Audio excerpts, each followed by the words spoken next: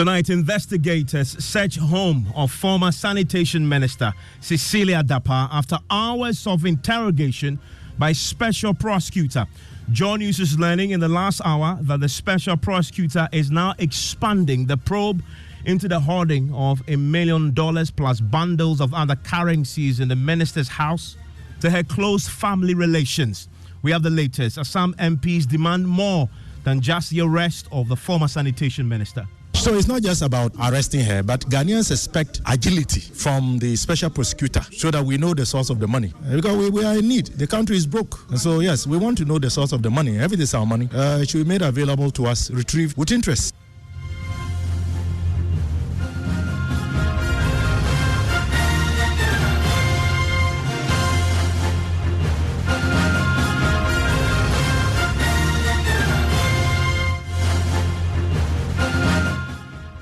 This is Top Story with Evans Mensah.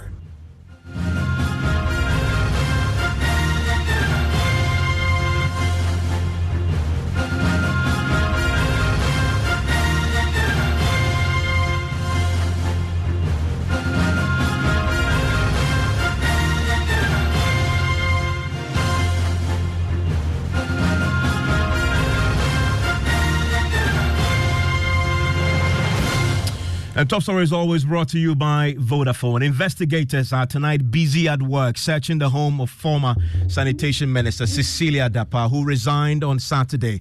After it emerged, she had stashed $1 million and several bundles of other currencies in her house. She was arrested today and together with her husband were interrogated for hours by the special prosecutor.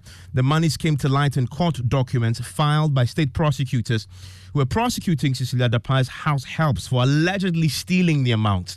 Now, as the story develops, we are covering it from multiple angles tonight. Carlos Kaloni will join me shortly from the Sanitation Ministry. Kweku Asante will join me from Parliament. Samuel Mbura will join from the MPP headquarters. But now let's cross over to Elton Brobe, who has been stationed at the Office of Special Prosecutor and watched as Madam Cecilia Dapaah was driven away under heavy police escort to her home, where a search has been underway. Elton joins me right now via Zoom. Elton, we've been learning a lot tonight. What are your sources telling you about how the interrogation went? So, Evans, what we know is that it lasted close to 5 hours. She was picked up, and then the interrogation started before 11 a.m. and then finished before 4 p.m. today. So close to 5 hours, they interrogated her. She was there in the presence of the husband and, of course, her lawyers. And she led in terms of answering the questions that were posed by investigators working on behalf of the special prosecutor. So this lasted close to 5 hours. Currently, as I speak to you, the officers from the OSP, that's the Office of the Special Prosecutor, currently at the Abelempe home of the former minister, place now designated crime scene because the theft took place in this residence. So they are here to search the compound.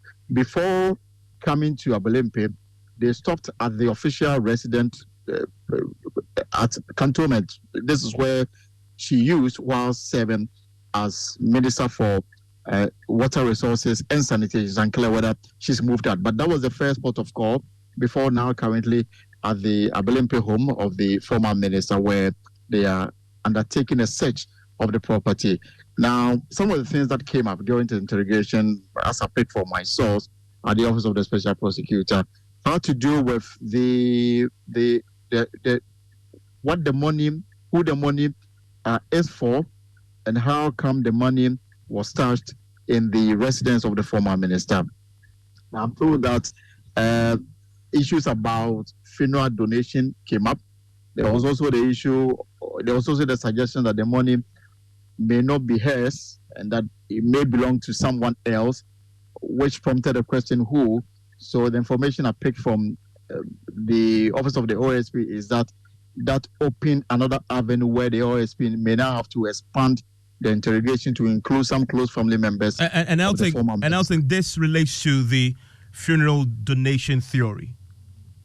Exactly. In fact, we were told over the weekend by the municipal chief executive for Gawes that the money may have been donation that the minister received whilst undertaking the final funeral rites of a late mother. And so my information is that that aspect came up, how much is involved as far as the amount in question is concerned. They are still getting more clarity on the matter, and also whether the sum that is now a matter of investigation by the police and the OSP, whether all of them belong to the minister or some belong to some family members. And that is where my source is telling me that is now providing grounds for them to open the investigation to include some other close family members of the former minister. And tell us about what you saw as far as her husband is concerned, because you've been there all day watching this unfold. Right, Evan. So from what I've been told today, the focus was on the minister, Madam Cecilia Dapaah, even though the husband was also at the office of the special prosecutor. My information is that he was not brought in for questioning, and for that reason, no question was asked of him. Everything was focused on the former minister, but they have not ruled out the involvement of the husband in their investigation, meaning that when they are so minded, they may go into him as well. But now that they have introduced the element of expanding it to cover some family members, the possibility of also placing the husband under arrest is also a possibility going forward. But for now, they say that it is only the former minister Cecilia Dapaah who is under arrest and her compound being searched. And you witnessed the way she was brought in and the way she was escorted. And from what I saw on television, you captured this live. This was a pretty heavy police operation, multiple vehicles escorting her vehicle. In fact, multiple vehicles, multiple military and police personnel, together with investigators working for the special prosecutor.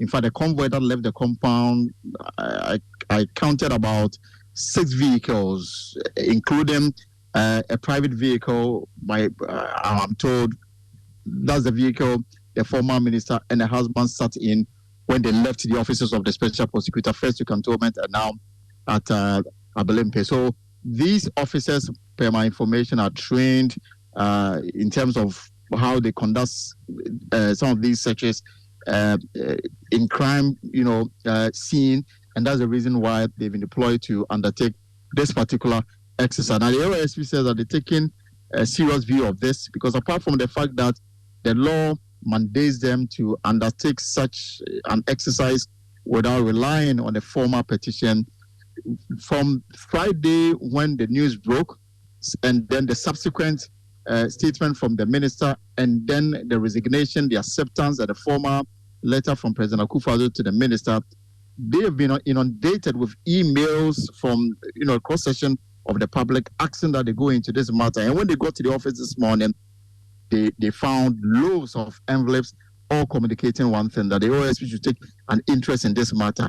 And so even before they will exercise their right to do so without a petition, they see the interest that is coming from the public, and that is how come they've been very swift in this matter. Thank you very much, Elton, reporting us live there from the office of the special prosecutor, where he's been stationed all day, following for us the interrogation of Madame Cecilia Dapaah. If you're just joining us, her multiple homes, now 2 homes to be very precise, are now being searched as we speak by investigators from the office of the special prosecutor. We've been learning a bit more about this, including the expansion of the probe to include some of her family relations. Now, I want to take you to the premises of the Sanitation Sanitation Water Resources Ministry, where my colleague Carlos Coloni has been stationed for us, engaging some of the workers there, considering, Carlos, that today is the first working day since Madame Cecilia Dapaah resigned on Saturday. You've been interacting with the staff. How are they reacting to the news?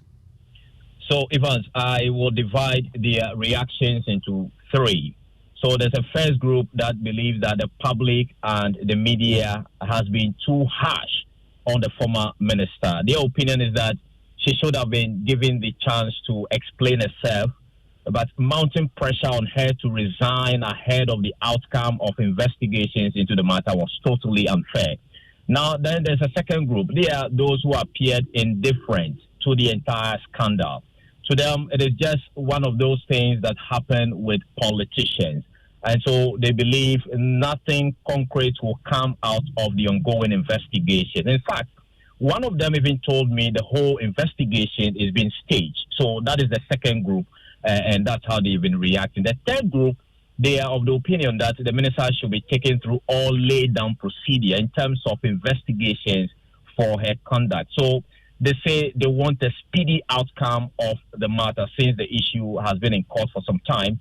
They actually do not know what else is being investigated. So, Evans, there are those who support her, there are those who are indifferent, and there are those who are calling for her prosecution at the ministry. So, some even said they expect the court to sit on her case on daily basis. So that have been their reactions so far. So that's a view from those who work with her directly, but there have been other ordinary members of the public who've come to the ministry to do business who have a view on what is happening also.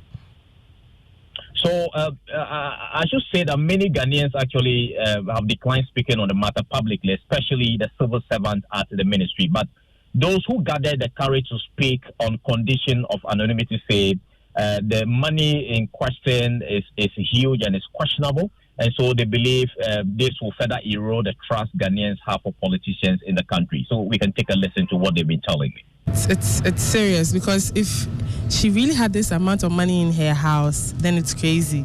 Because there are lots of us out there looking for jobs. We want just a means to survive, and then just one person has this lots of money in her house. I think it's not fair. We are all Ghanaians. Yes, the money is questionable. She needs to come out to talk more about it. I mean, she needs to justify why she has such an amount of money in the house. And then I keep asking myself, so if this is in the house, then how much is in the bank? And then we are here each and every year, 4 years, we go voting for same people to come. I don't think the politicians, they are different. The same people come, same people go. It's questionable. Over the weekend, I've been thinking about it, and it's crazy. Oh yes, it's going to affect. It is really going to affect, because over the weekend, I've had discussion with few colleagues and friends of mine, and it seems because of this, even not because of this, even before this issue, they've decided not to vote. They've decided not to even enter into politics or talk about it. But then this one too came in, then it's affirming their decision. Yeah, so I think it's really going to affect. How to curb it, I don't know, because Ghanaians are fed up. Let me say, majority of us are fed up. Today, this, tomorrow, that, and we are not seeing any improvement. I was talking to someone over the weekend, and the person mentioned, since we heard that the IMF funds have been released, we've not heard any development, we've not heard of anything going on, and then this scandal just comes up. It's crazy, so I don't think it's going to be kept. Let me take you now to Parliament, where this today, although Parliament is in sitting, members of Parliament who've managed to come around have been talking about this. I want to bring in parliamentary correspondent Kweku Asante, who joins us right now. Kweku, some of the MPs are demanding more than just an arrest of the former minister. Why? Exactly, Evans. And some of them gotten exactly what they wanted. I've heard from Yusuf Suleiman, MP for Bolivamboy, who said that the outside in Parliament were demanding the searching of the house of Madam Cecilia Dapaah. The OSP is exactly doing that now. But the generality of the concerns that have been expressed, especially by the NDC minority MPs who are vocal about this, given that their colleagues in the majority are a little bit silent on this issue, they say that they want the investigation to go on speedily. They want some outcome, some resolution, some answers in the coming days. They don't want just mere arrest without more. And they're expecting that in the coming days, the OSP will brief us properly in terms of what exactly has been achieved with this investigation. So we can listen to the NDC MPs, particularly Yusuf Suleiman, Murtala Mohammed, and Dr. Clement Dapaah, making this demand. Given the circumstances, which of course has agitated the minds of Ghanaians, to discover this quantum of money stolen by house helps in the house of a public servant raises a lot of questions. And so Ghanaians are eager to find out, one, the source of the money, and whether legitimate or not. And secondly, how such big amounts of money could be doing in somebody's residence when we have banks. And as you know, we have rules in this country. I don't know any bank that would allow for anyone to withdraw $10,000 without an alarm being triggered. So to find out that over $1 million had been stolen, over 300,000 euros and several millions of Ghana cedis raises a lot of questions. So it's not just about arresting her, but Ghanaians expect agility from the special prosecutor to get to the bottom of these issues so that we know the source of the money. Because we are in need. The country is broke. We cannot pay capitation grants. Special needs schools have not received feeding grants since January. And so, yes, we want to know the source of the money. Everything is our money. It should be made available to us, retrieved with interest. Because they do not need to be petitioned before they can commence investigation into the matter. But you see, Machiavelli says that human beings are greedy of wants and needy of gains. As long as you shower your blessings upon them, they are all yours. And I do know that they may shower their blessings upon some people within society, and you find them desperately defending it. Well, from Parliament, I want to take you to the NPP headquarters. Samuel Mbura just returned from the party's headquarters. Executives there have taken out the former Sanitation Minister's name from the party's election committee. Samuel is with me in the studio now. Samuel, just last week when they announced a list of members of the election committee, she was part, wasn't she? Exactly, Evans. The General Secretary, Justin Frimpong Kodia, after the National Council meeting last week, mentioned her among 9 others, including Professor Mike Aaron Okwe, Abankwa Yeboah, Alexander Afenyo-Markins, Professor Emmanuel Fuli, Philip Kwesi Nkrumah, Rita Talata Sobaire, Efwa Jachiwa, Evans Nemako, William Yamwa, as members of the Elections Committee of the NPP to supervise the Superdelegates Congress and the main Congress in November. The National Council also approved of the Elections Committee to supervise the one electoral college, the special electoral college, and also the November 4th presidential primaries. And the committee is chaired by Right Reverend Professor Mike Aaron Okwe, with Mr. Abankwa Yeboah, Honorable Cecilia Dapaah, Evans Nemako, and Lydia Yamwa as secretary to the Elections Committee. Do we have any explanation why her name is now missing? Because clearly from that inset, her name was in there. I tried engaging the General Secretary. He says that we should take the latest statement from the party as official communication. Spokesperson for the Elections Committee, Alexander Afenyo-Markins, also did not explain the reasons. Cecilia Dapaah. What's the latest list? What's the revised list? So the revised list, we don't have... Yes, same people minus Cecilia Dapaah. So the number has trimmed from 10 to 9. The former Sanitation Minister was part of the list, those who were looking to supervise these elections, the upcoming Superdelegates Congress, and the main elections. Please, excuse me. But the latest report... Excuse me. Why? May we know why? You have a list of... The party has given you a list, isn't it? Yeah. So what is your problem? So what has happened? Because initially her name was part. The party... Was there an official statement from the party? Was there an official statement from the party? I'm asking you. You said it was an announcement at the National Council's meeting. Do you have an official statement from the party to that effect? It was an official communication from the General Secretary. Do you have it? Do you have it? The latest statement in time is what it is. Okay. To go by the latest statement. What else?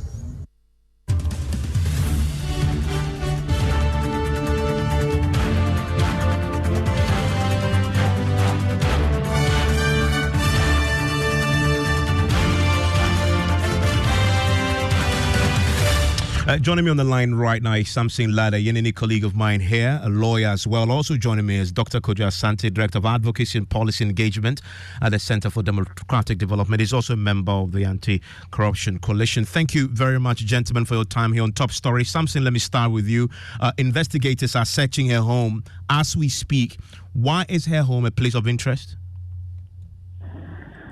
Well, I would have imagined that the search would have actually been conducted minutes after the investigative authorities became aware of the court documentation containing the 10 counts or 10 charges and the brief facts accompanying the charges, suggesting that this was money that was being stolen over a long period, and the couple were unaware until one day the husband, chanced upon one and subsequently discovered that the money was being taken away, particularly that this was the period when the CD was just, doing really very badly, and we're all being urged, and you and I were being pleaded with to tell members of the public not to hoard dollars because the system was that difficult. And I think at the time, $1 million would have actually made quite some significant, impact on the situation. So I would have expected that the search, if one has not been conducted earlier, your call has been put on hold. Please wait. If you do not do that, then there will be concealment of what may be there in a manner that will be difficult to trace. But the special prosecutor, more particularly, has powers, including the powers of police, and those powers, the law itself provides that the special prosecutor actually has powers to conduct searches in emergencies, and it says that where they suspect on reasonable grounds that a particular property is tainted property, or it will provide evidence as to the commission of an offense, or that it is necessary to exercise the power of search and seizure in order to prevent the concealment, loss, or destruction of property, or the circumstances are so urgent that the immediate exercise of the power without the authority of a warrant, that's the most important thing. Without the authority of a warrant or the order of a court is required, then they would do the search on a person or enter the premises and search the property. And if the property is found, seized, then the property should be seized. That's what the law says. So in other words, you're looking possibly if there is more money in these two homes that you're searching. Yes, because a home that is said to contain money that the owners themselves appear not to have a good sense of how much of it has been taken away, it's a crime scene. And the state, the OSP that is now doing this should be doing so if concealment or loss has not already taken place. Yeah, and indeed, Elton just confirming to me that she hasn't been officially charged yet. Something, stay with me. Let me bring in Dr. Kojo Asante. Dog, I know anti-corruption campaigners have been calling for the special prosecutor or for some other state agency to step in. Tonight, she's been arrested. Her home's being searched. Good move? Yeah, I think that's the only way to get to the bottom of this matter. And good evening to everybody. Yeah, I think without it, then of course it stays in the realm of speculation. But I think there was enough red flags. It's interesting. Well, I mean, it's not interesting, but it seems to be a common pattern that is only when there is a public exposure of some of these red flags that we actually get action from state institutions. I mean, something was right that at the time when the matter happened, if the police had gone into the place and somebody had told you that somebody has stolen these amounts of money, $1 million, 300,000 euros, and all of the other things, any policeman going there will be asking, who is this person? What do they do that they are having all this money and is being stolen? That itself would have raised all kinds of investigations, apart from the fact that you sympathize with the person and the fact that it's a victim of theft. But because of the position of the person, that would have raised a lot of red flags. The fact that none of us knew about this or there wasn't any further investigation until the evidence in court suggests that, the system still doesn't have triggers and the motivation for, dealing with these things in a preventive manner to make sure that people know what kinds of behaviors that there should be in public service. So it's come out now, and I think the right action is taking. The investigations would uncover whatever we are all trying to understand. How was this money earned? and is it legitimate or not, and so on and so forth. And I'm sure we'll get to the bottom of that very soon. And it's something she hasn't been charged, but under the OSP Act, what is the OSP allowed to slap her with? Well, I think, the OSP's powers are quite extensive, because once, under the current law, there are ports of offences that are given to the OSP for politically exposed persons, including, procurement breaches, including, corruption offences under the criminal code, and, other offences. So they will begin to look at what the evidence is general. But at this point, I think just the unexplained wealth, the suspicion around it that this might have been acquired illegally is what is moving on. But it could be tax fraud or any kinds of other kinds of offences that might come up. And if the OSP's mandate doesn't cover it, then some other agency, can come in, including the FIC or any of the other agencies like EOCO and so on and so forth. So, we don't know, and I'm sure we'll hear more as the investigations go on. And something on the subject of declaration of asset, now that we know the OSP is actively involved there, do you expect the OSP to be reaching out to the Auditor General, coordinating possibly with Stride also on this, on sealing what she declared and then comparing it with what we now know she possibly has, considering what her answers will be about how she came by that money? I imagine the OSP would have begun the steps already, especially that, as you have reported, they have spoken to Madam Cecilia Dapaah and the husband, and they seem to want to be mentioning other people or suggesting that the money may belong to someone else or belong to a group of people. They would bring in people, including maybe the immediate family, if they are being mentioned as having a stake in it. The funeral kind of scenario, that kind of joke. If they will bring in all of that, then it is important to know a few things. If you look at the 10 counts, which have been amended once, amended twice, amended on the 5th, and amended on the 20th, you will see that all the 10 counts, 9 of the counts show that what is missing is her property. It is only one count which the property is attributed to the husband, and that is his kente cloth and suits, the stuff that were picked, and the value of it. But the money, they state on the charge sheet without any equivocation, categorically, that they are her property. And the Constitution in Article 286 Clause 4 is very clear.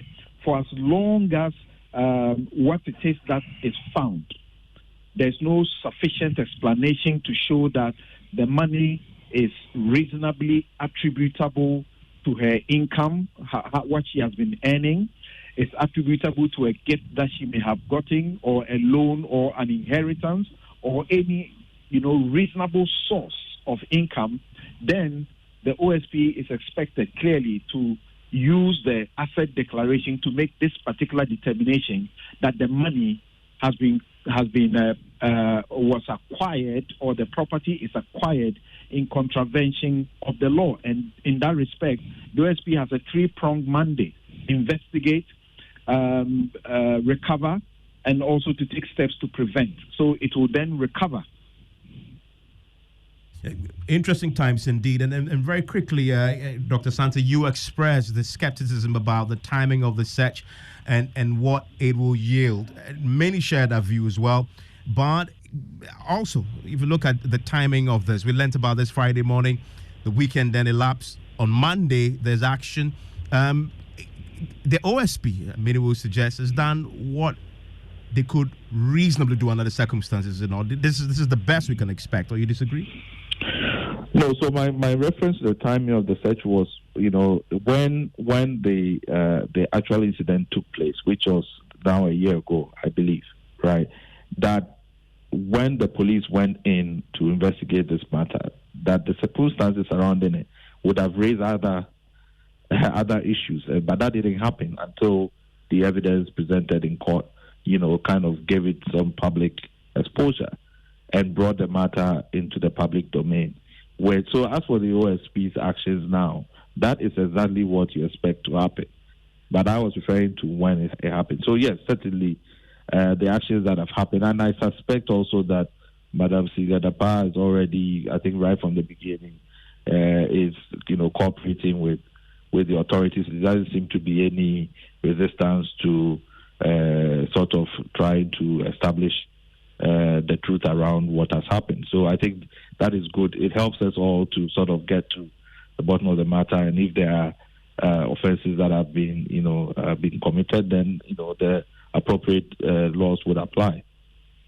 Thank you very much, Dr. Kojo Asante with the CDD. Samson Ladi Ayenini is a lawyer. If you're just joining us, top story this hour, two homes of the former Sanitation and Water Resources Minister, Madam Cecilia Dapaah, is tonight being searched by officers of the Office of the Special Prosecutor. Also, the Office of the Special Prosecutor, from what our sources tell us, is expanding the investigations and will include a probe into close relations of the minister, and it may follow from answers that she may have given to investigators today after she was interrogated for up to 5 hours, in which she may have mentioned that the amounts were not necessarily hers and may also belong to some other family members, as our sources tell us tonight. We're also learning tonight that she hasn't been formally charged just yet, but the search is happening. We're keeping a close eye. Our sources there telling us a lot.